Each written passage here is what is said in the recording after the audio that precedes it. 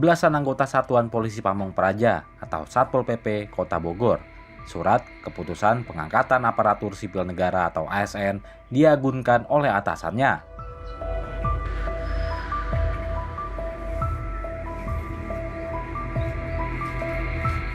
Mereka bingung harus menanggung pembayaran angsuran tiap bulannya yang lumayan fantastis.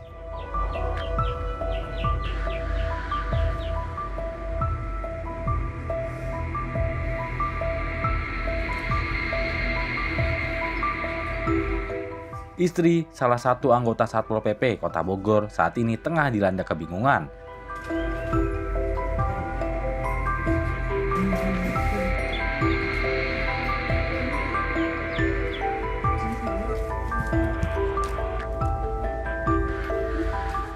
Pasalnya, SK pengangkatan ASN milik suaminya diagunkan oleh atasannya ke bank.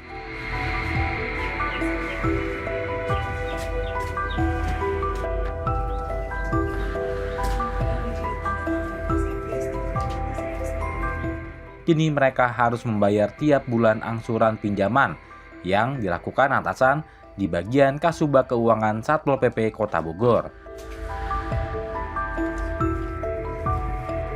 Ini batas yang dari awal yang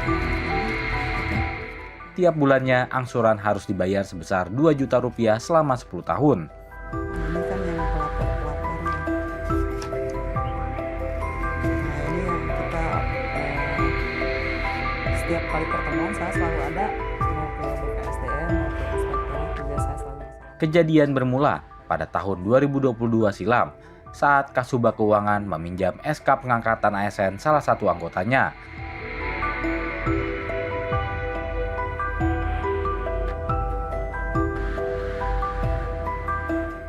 Peminjaman tersebut dilakukan untuk alasan kebutuhan kantor Satpol PP.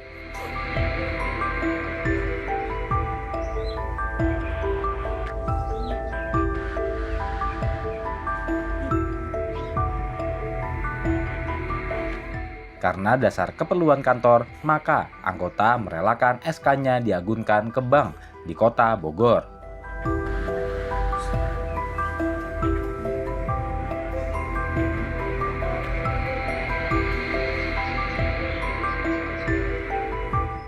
Dicairkan oleh Bank Kota Bogor sebesar Rp100 juta.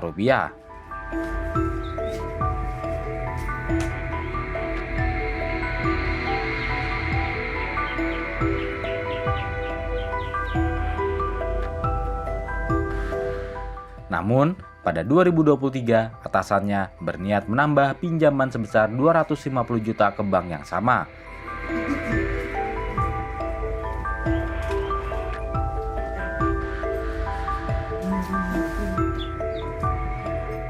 Saat itu baru ketahuan bahwa peminjaman bukan 1 tahun lamanya, melainkan 10 tahun yang diketahui istri korban.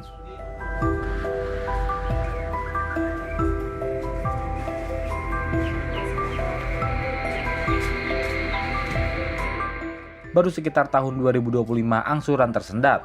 Kondisi ini menyebabkan keluarga korban risau dan bingung terkait kelanjutan komitmen awal pelunasan pinjaman.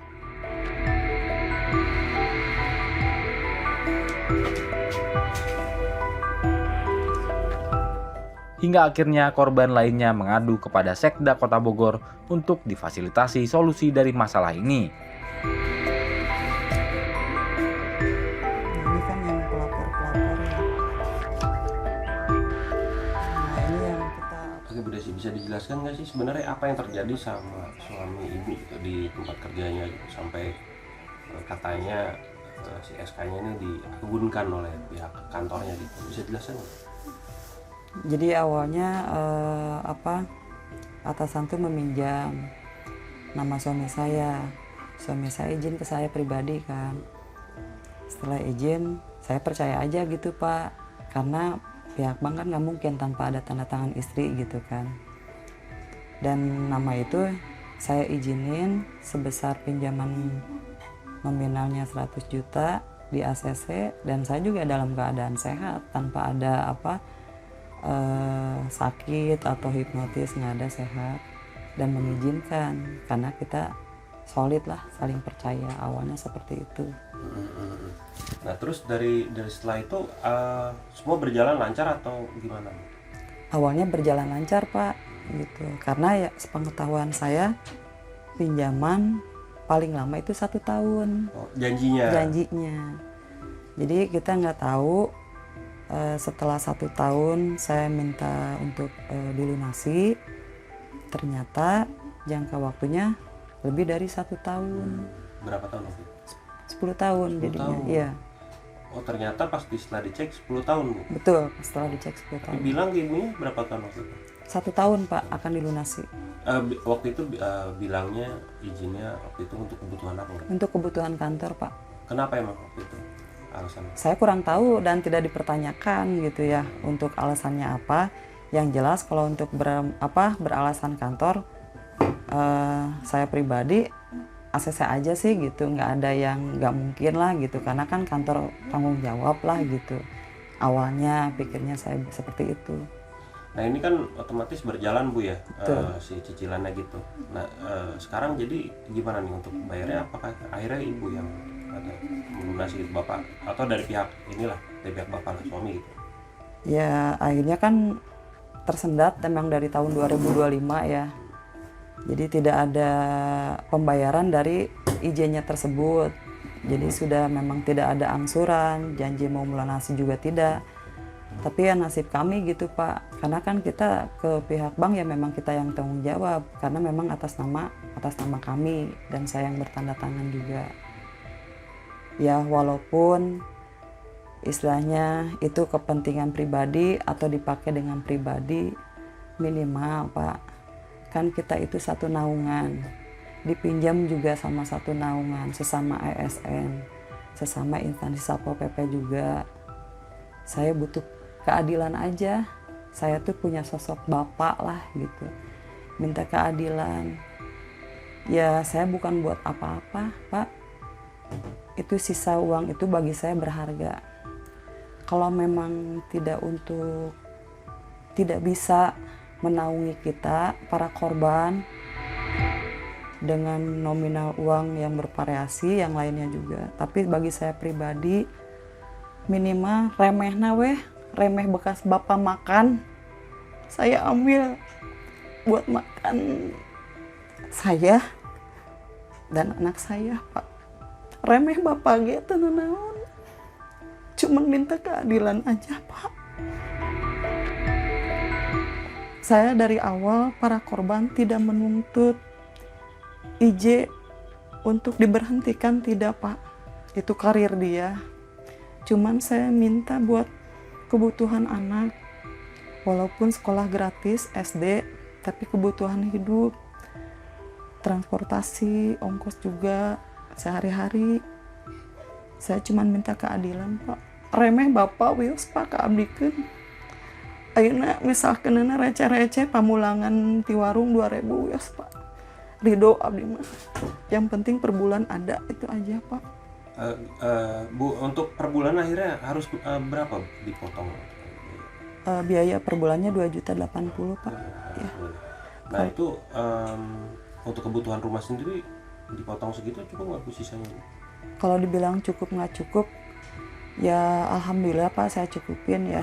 Cuman kan memang kalau misalkan dipikir-pikir dari gaji kita cukup Pak. Cuman kan itu kita juga ada kebutuhan yang lain juga, makanya sisa uang segitu tuh sisanya ya saya manfaatin, dicukup-cukupin aja gitu Pak. Jadi perlu diinformasikan, kemarin saya memanggil sekretaris Pol PP ini terkait dengan SK yang digadekan oleh teman-teman ASN di Pol PP bersama temannya, ya, temannya, yang mana itu sudah berjalan lama sebetulnya. Ya. Nah, cuman mungkin di bulan-bulan beberapa bulan mungkin tidak terbayarkan oleh temannya, ya, temannya yang sama di Pol PP. Untuk itu ada alasan bahwa meminjamnya untuk keperluan kantor, bisa dijelaskan? Saya sudah konfirmasi ya dengan yang bersangkutan dan teman-teman yang dipinjamkan, tidak ada urusan dengan kantor. Jadi itu urusan pribadi antara peminjam dan yang meminjam. Katanya cuma dalih atau modus aja ya. Saya tidak tahu tuh opini dari mana. Bahkan ada informasi 7 bulan gaji para karyawan Pol PP tidak dibayarkan oleh pemerintah daerah. Gaji karena hak mereka kita bayarkan oleh Pol PP kepada masing-masing ASN yang ada di Pol PP. Itu langsung dipotong oleh bank atau seperti apa, Pak? Saya nggak tahu ya, kalau proses itu saya tahu itu di luar kewenangan pemerintah daerah karena sudah masuk ke rekening masing-masing ASN dari pemerintah. Langkah pemerintah Kota Bogor terkait adanya kasus seperti ini bagaimana? Yang pertama kami dari pemerintah daerah dengan BKPSDM memanggil oknum yang mengolekting, meminjam dana-dana ASN juga ya. Kita ada aturan main terkait dengan ASN. Ini proses sekarang sedang proses ke BKN terkait dengan sanksi disiplin ASN. Yang diperiksa, yang diminta keterangan itu selain dari ASN, apakah dari banknya juga ada? Saya tidak campur ke urusan bank ya. Jadi kita ke ASN aja. Sanksi ada nanti? Dari mulai yang teringat, mulai yang terbaru? Kira-kira Apa? Sanksi. Ya tadi sanksi sudah kita proses, sedang proses di BKN. Minimal dan maksimalnya Pak. Kalau Tadi sanksinya kan ada ringan, sedang, dan berat. Pak, ada sebetulnya sudah ada dikonfirmasi langsung nggak si oknumnya ini? Ada info bahwa oknumnya juga sudah tidak terlihat bekerja di kantor, apa betul? Kemarin terinformasikan masih absen. Masih absen. Tapi hadir di kantor? Ada hadir dan ada tidak katanya. Artinya selain dari masalah ini juga tim Pemkot juga akan mengevaluasi soal. Oh iya, ya kan kita juga ada aturan main terkait ASN menurut aturan ya undang-undang. Jika dia tidak masuk kerja, berapa lama ada sanksi, teguran, bisa mungkin pemberhentian. Kalau hanya untuk mengupdate saja Pak, sejauh ini apakah ada penambahan yang merasa menjadi korban gitu Pak? Gimana? Untuk jumlahnya untuk mengupdate Ini jumlah, kemarin Pak? terinformasikan dari sekretaris Pol PP ini ada kurang lebih 14 ya. Itu ASN aja Pak? Iya, ASN di Pol PP. Untuk P3K-nya Pak, katanya ada yang ini? Saya belum itu ya, yang P3K. Kan ASN itu ada PNS, ada P3K. Oh, Ya. Hingga kini, oknum Satpol PP yang menyalahgunakan wewenang sudah dilakukan pemeriksaan di Badan Kepegawaian Negara Kota Bogor.